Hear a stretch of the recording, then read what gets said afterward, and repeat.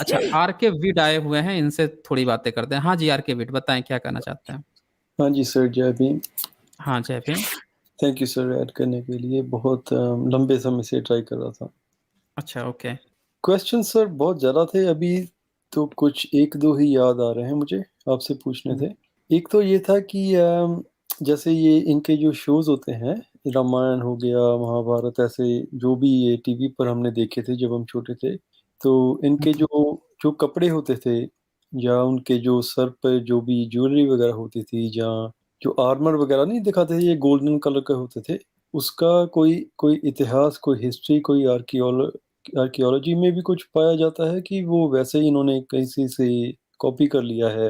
हुँ, आप समझ रहे हैं बिल्कुल। मेरा क्वेश्चन सर? बिल्कुल, उनका हर चीज़ कॉपी का है ना, उनका हर चीज़ का कॉपी है। आपने एक चीज़ ध्यान दिया होगा, चाणक्य जो सीरीज़ इन लोगों ने बनाई थी, सीरियल बनाई थी, उसमें चाणक्य जो कपड़े पहनाते थे ब्राह्मणों को, सफ़ेद पहनाते थे और बौद्ध भिक्षुओं को जो पहनाते थे, वो पहनाते थे जो चीवर होता था, वो गेरुआ पहनाते थे। अच्छा, आज की डेट में आप देखेंगे तो ब्राह्मण्स जो है वो व्हाइट भी पहन रहा है और वो भी पहन रहा है, गेरुआ भी पहन रहा है, उसपे भी कब्ज़ा कर रखा है। वो कौन-सा कलर, मतलब इंग्लिश में क्या बोलते हैं उसको सर? चीवर को? उसको खो का जो कपड़े पहनते हैं हाँ जी, दाएँ वो दाएँ सैफ़्रन कंधे की वगैरह तरफ वो से। बोलते हैं उसको, मतलब सैफ़्रॉन हाँ, वो सैफ़्रॉन तो वो हो गया ना, भगवा हो गया ना। भगवा, हाँ जी।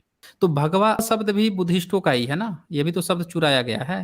हाँ जी, हाँ भगवा, जी। भगवत ये सारे शब्द इंस्क्रिप्शन पे पड़े हुए हैं बुद्धिस्ट इंस्क्रिप्शन में। पुराने तो सारे बुद्धिस्टों के ही ये सारे शब्द हैं। तो पूरा ए टू जेड कॉपी है। अच्छा सफ़ेद जो पहनने का जो चीवर है ना, ये दरअसल पनिशमेंट होता था। ये सम्राट अशोक के इंस्क्रिप्शन में लिखा है उन्होंने उन भिक्षुओं को पनिशमेंट दिया था, बोला था कि सफ़ेद कपड़े पहना दूँगा, जो विद्रोह करेंगे, जो द्रोह करेंगे, जो संघ को तोड़ने की कोशिश करेंगे, 2 फाड़ करेंगे, 3 फाड़ करेंगे, अपना नया सिद्धांत घुसेड़ने की कोशिश करेंगे उसमें। तो उसके लिए उन्होंने राजादेश दिया था। उस इंस्क्रिप्शन से पता चलता है कि वो मॉन्क्स है, लेकिन ये चाणक्य जो सीरीज़ बनाएँगे उसमें दिखाएँगे सफ़ेद कपड़े बैठे हुए ब्राह्मण बैठा हुआ है। हाँ तो जी। बहुत सी घाल-मेल की गई है। जी। तो ये जो इनके, मतलब जो वो आर्मर वगैरह होता है, वो हुँ, उसका हुँ। क्या हिस्ट्री है? आर्मर तो जो तीर वगैरह हैं, ये तो देखिए अस्त्र-शस्त्रों का इतिहास जो है ना, थोड़ा-सा हमें खोजना पड़ेगा। भारत में तो तीर धनुष को कहा गया है कि भारत में कभी थे ही नहीं। तीर धनुष से लड़ाई भारत में मानी ही नहीं गई है और कुछ लोग कहते हैं कि जो भारत में तीर भी माने गए थे, वो इतने बड़े होते थे कि वो पैर से नीचे दबाना पड़ता था। नीचे पैर से इतने बड़े-बड़े जो है तीर धनुष रखे जाते थे। और दूसरे लोग कहते हैं कि तीर धनुष की बजाय भारत में तलवार और जो है ना भाला इनसे लड़ाइयाँ हुई हैं। तो तीर धनुष है इसका बाहर के देशों में ज़्यादा वो मिलता है लड़ाइयों का। और ये इनकी जो कहानियाँ हैं रामायण महाभारत की इसमें तीर धनुष का बहुत उल्लेख मिलता है। हाँ जी। आप जो है सम्राट अशोक का कलिंगा वार पढ़ेंगे तो वो तलवार से लड़ाई कर रहे हैं, तीर धनुष पे आश्रित नहीं हैं। कि तीर धनुष से कुछ लड़ाइयाँ हो रही है। इनके यहाँ तलवार से लड़ाइयाँ होती थी, भालों से लड़ाइयाँ होती थी, घोड़े पर जाते थे, हाथी पर जाते थे, ये चीज़ें होती थी। लेकिन रामायण महाभारत में जो है वो आपको दिखाया जाएगा कि ज़्यादातर तीर धनुष का प्रयोग दिखाया जा रहा है कि यहाँ के जो योद्धा हैं हाथ में तीर धनुष लिए हुए हैं, तीर धनुष की शिक्षा दी रही है।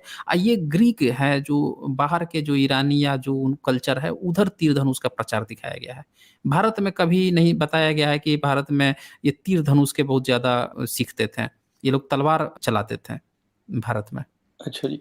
और ये जो सर पे भी ये डालते हैं, क्राउन की तरह होता है, पीछे जो गोल भी होता है जैसे, हाँ, वो ये भी उसका विदेशी है, ये भी विदेशी कल्चर है। ये रोमन्स रोमन्स यूज़ करते थे ऐसा। रोमन्स करते थे, और हमारे ज़मीन के अंदर कुछ मिला ऐसा? ऐसे नहीं मिलते हैं, अपने किसी भी यहाँ राजे भारत का, में किसी का नहीं मिला? हाँ, हाँ, किसी राजा का इस तरह का नहीं मिला है। अच्छा, तो मुकुट जो इनके होता है ना, अभी तो, मुकुट हाँ जी, बहुत ज़्यादा स टाइम हो गया, लेकिन जब हम छोटे थे तब देखते थे ना, इनके जो भी इनके राजों के भी वो टीवी सीरियल वगैरह फ़िल्में आती थी, उसमें हुँ, भी जो पहनते थे, तो मैं सोचता था कि ऐसा कभी ज़मीन के अंदर भी मिला है या इन्होंने कैसे कॉपी क कर लिया किसी और कल्चर का, कि हुँ। हमारे पुराने समय में राजे इ ये पहनते थे, वो पहनते थे। हाँ, इनने पूरा कॉपी किया हुआ है ना, आप देखिए जैसे पुराने राजाओं के जो चित्र मिलेंगे ना शिल्प कला में, हाँ जी, तो उनमें पगड़ी बाँधी हुई मिलेगी सर पे। हाँ जी। लेकिन ये क्राउन का नहीं मिलेगा। लेकिन ये लोग जब अपना रामायण महाभारत में दिखाएँगे तो पूरा क्राउन दिखाएँगे, पूरी तरह से रोमन कल्चर। अच्छा जी। ठीक है, हुँ। ठीक है। और एक सर ये भी क्वेश्चन था कि जैसे जो बुद्ध है, उनके जो बाल दिखाते हैं वो वो गोल-गोल करके दिखाते हैं ना कभी काफ़ी हुँ, हुँ। मूर्तियों में या जो भी, वो एक्चुअल में एक ऐसा थे बुद्ध देखने में या ये इमेजिनेशन है, ये क्या है? नहीं, वो उस पर है, जगह पे डिपेंड है कि किस जगह पे किसने बुद्धा को किस स्टाइल में बनाया। कई जगह बुद्ध हाँ को जी, आप हाँ जी। देखेंगे कि सर पे वो जूड़ा बाँधे हुए हैं। कई जगह आप देखेंगे कि वो जो स्नेल वाला आप देखते हैं ना कि स्नेल टाइप का, वो स्नेल नहीं है।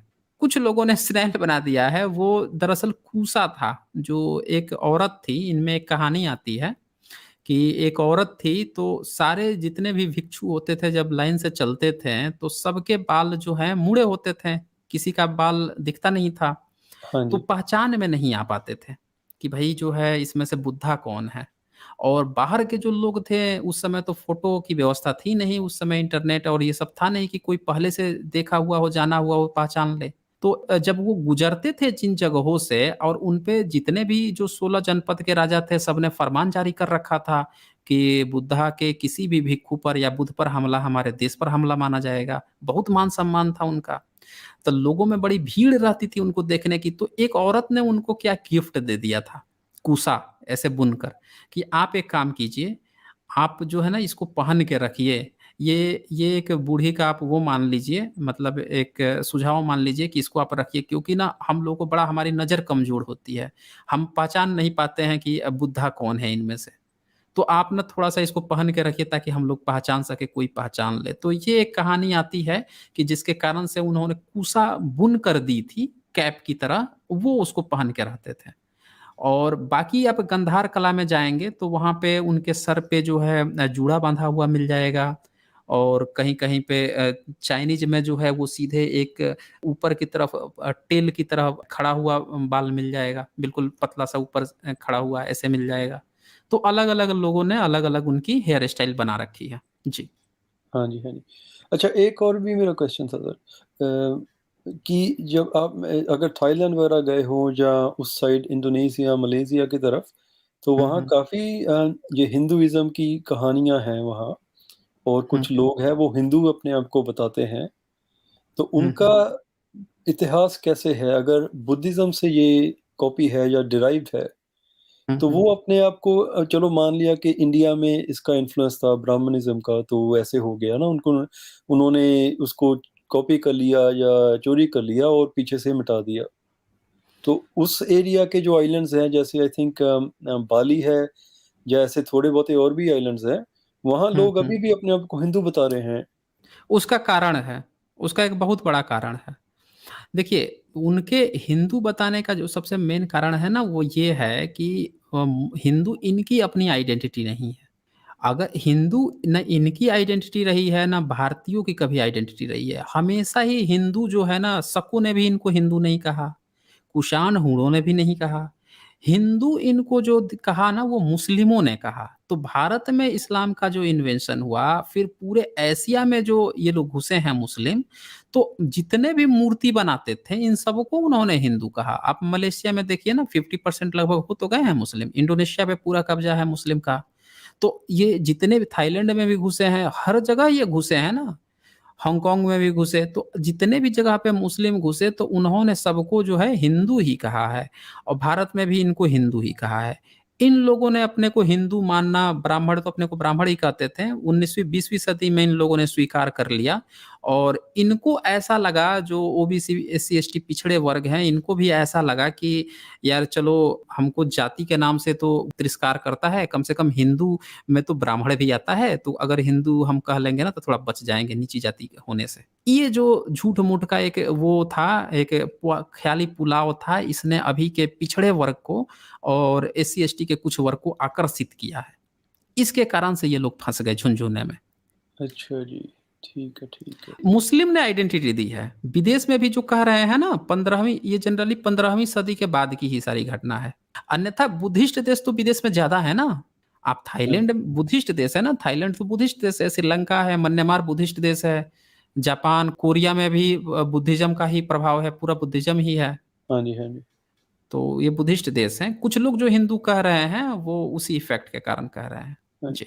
एक और क्वेश्चन था सर कि जैसे मैं समझ रहा हूँ कि प्राकृत जो है वो नॉर्थ इंडियन के लोग हैं, ये हुँ, एक्चुअल में इनका मिक्सचर है ईरानियों या उस डायरेक्शन से लोगों का। जो पाली बोलते थे वो तमिल से ज़्यादा रिलेटेड है। ऐसा ही है कि जब ये पहले नहीं आए थे, जो ईरानी लोग हैं, तब पाली थी पूरे इंडिया में।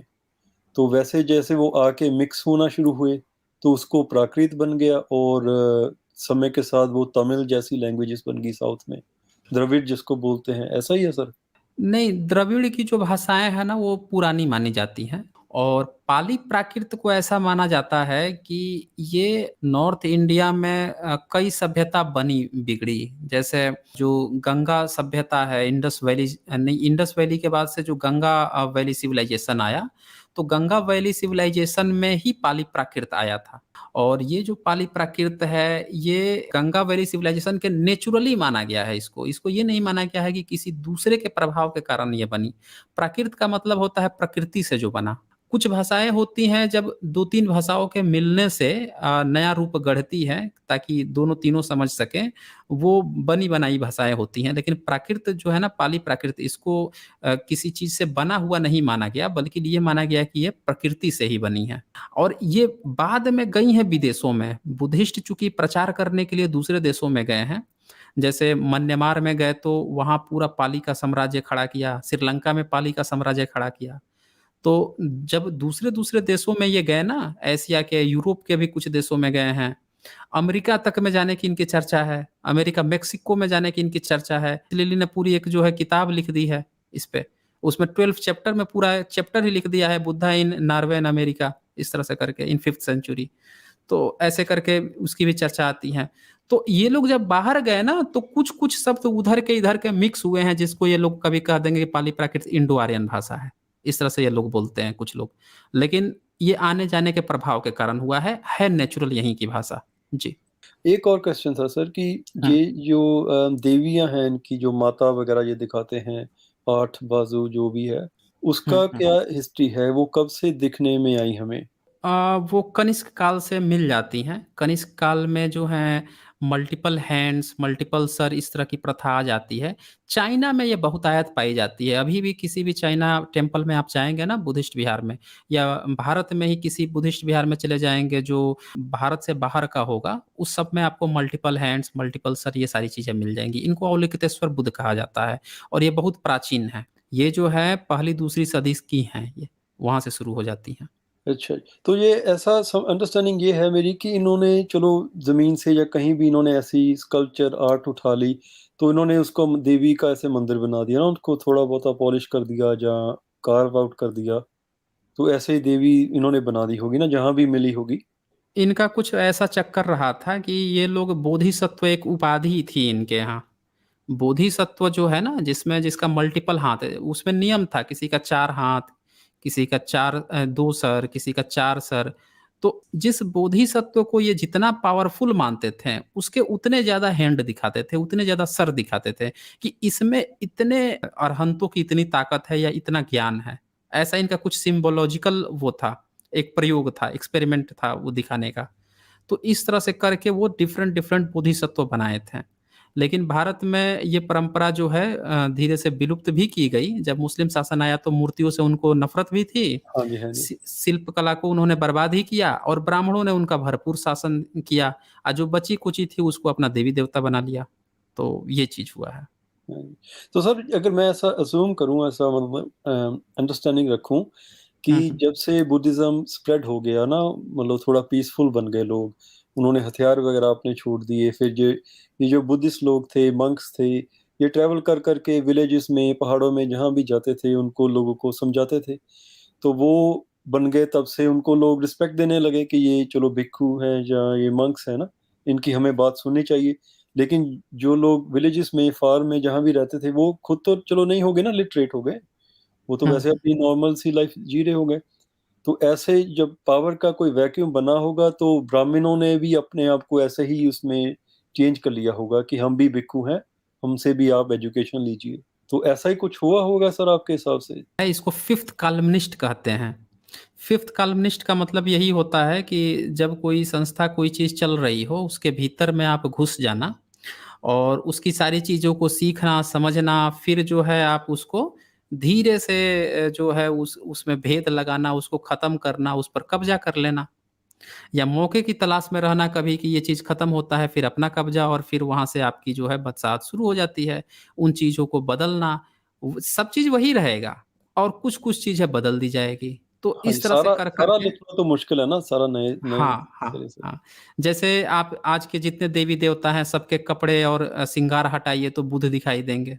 हाँ जी। तो ये यही चीज़ है, इस तरह से धीरे-धीरे करके इन लोगों ने 9th सेंचुरी के बाद से जनरली ये सारी चीज़ें शुरू हो गई थी। वो जो ओके। शंकराचार्य ने जो उसको हाँ, हाँ, शुरुआत की थी। शंकराचार्य। हुँ, क्योंकि ठीक है। हमारे हाँ जी, थैंक यू। आप ना हमें कनेक्ट कर रहे हैं क्योंकि इंडिया एक सब कॉन्टिनेंट है, बहुत बड़ा है। सो हम जिस एरिया से हैं ना, हमें ऐसा जी, कुछ पता ही नहीं। ये ओके। बुद्धिज़्म का या हिंदुइज़्म का भी, हमें ऐसा हुँ, कुछ नहीं हुँ, पता। सो आप ओके। बहुत अच्छा ये काम कर रहे हैं, हमें कनेक्ट कर रहे हैं एक्चुअल में रेस्ट ऑफ इंडिया से, हिस्ट्री से। सो जी, बहुत थैंक यू सर आपका। थैंक अच्छा, यू सर। ओके, ओके, जी, ओके, शुक्रिया। चलो।